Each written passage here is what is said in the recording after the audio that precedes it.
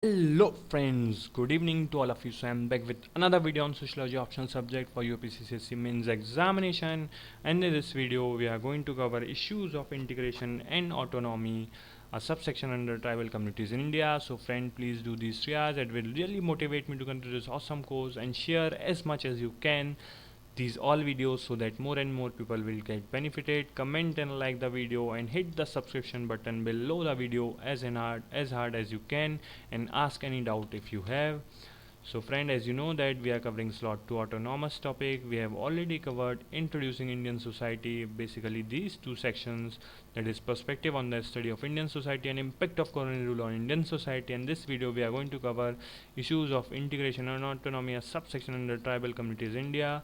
And after this section is completed, but one more video will going to come which related to present context of tribal communities of India, which is important for the mains examination. And the question which follows this video are analyze the different views on integration and autonomy of tribes in India. And the next question is, how is the tribal questions related with the issue of integration and autonomy in modern India? And this question is asked in 2016. Now basically there are three policies which are discussed for tribes during the constitution making, and these are: first, the policy of isolation, the policy of assimilation, and the policy of integration. In policy of isolation, basically there will be a no contact between non-tribals and tribals, people as well as land, and they are separately, or basically they are separated from each other. Then there is a policy of assimilation which is supported by G.S. Gurre, which says the merger of non-tribals in tribals areas and peoples. Then the next policy is policy of integration, which India adopted, which says development of the tribal areas as well as there is a protection of their culture too. Then the rationale behind the policy of integration is that the government of India rejected both the policy of isolation and assimilations. Instead, it adopted the policy of integration for the following reasons. The first reason is that tribes consist of 7.5% approx 10 crore of Indian populations, and without developing them as an effective human resource, the overall development of country will be undermined. Hence, it is important to educate and skill them. The next thing is the country equally belongs to a tribe also, and hence the fruit of development must reach to them. Otherwise, it will be injustice to the native persons of the country. Then there are certain traditions, customs, and practices which found among the tribes, like human sacrifice or killing some of the endangered species due to their innocence and unawareness. So then there are some of the flora and faunas which are very rare and at the verge of extinction, which is required to be protected and safe for the entire humanity. So as you know that these are the heritage of India, and without intervention it cannot be saved, as they are innocence and unawareness. So there is the duty of government to preserve them. Then it is essential to develop a sense of nationality among them. Otherwise, any other national forces will be largely have negative impact on the country. Then there is some of the tribes which have very low age expectancy, and if we not intervene by the government, then they are at the verge of extinction. It is important to intervene to save them all. So basically, due to these above mentioned reasons, Government of India decided to adopt the policy of integrations to ensure their development by keeping their identity intact.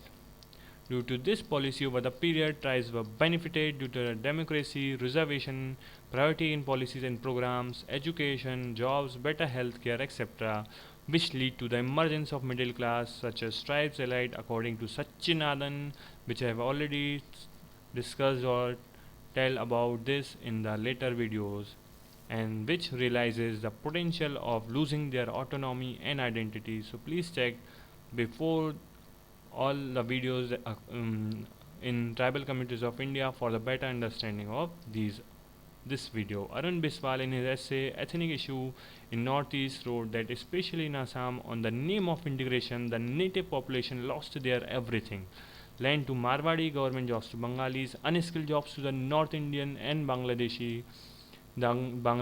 which forces them to take the gun, because in democracy the voice of minority are oftenly left unheard. Then Eskising, an expert of Northeast, found that the northeastern tribes after independence left in dilemma.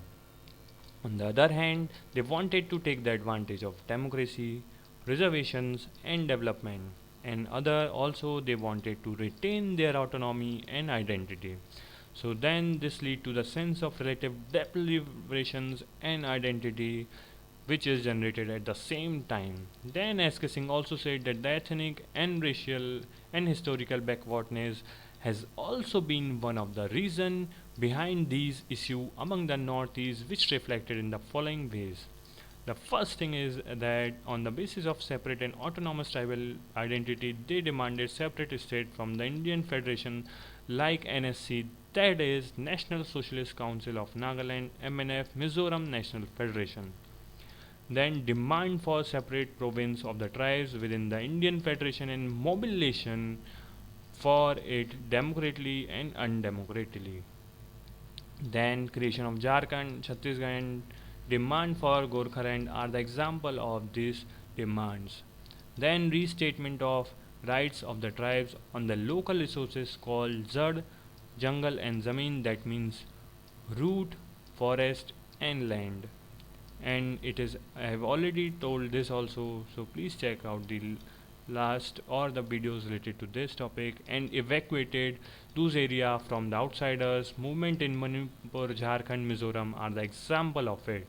Then there is a creation for the tribal council of or development council for the self management of tribal areas, for example Gorkhaland development council.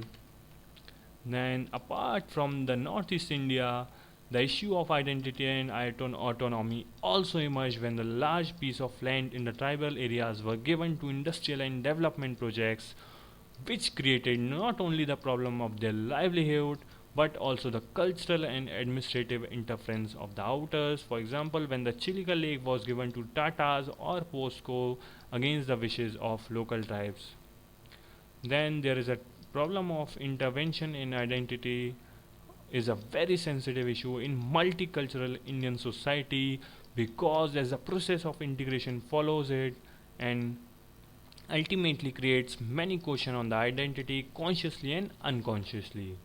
Tribes are losing their exclusivity of their culture, skill, identity, and which is a cause of concern not only among them but the general human rights and intellectual, which are important culture heritage of India. So guys, thank you for watching this video or listening me.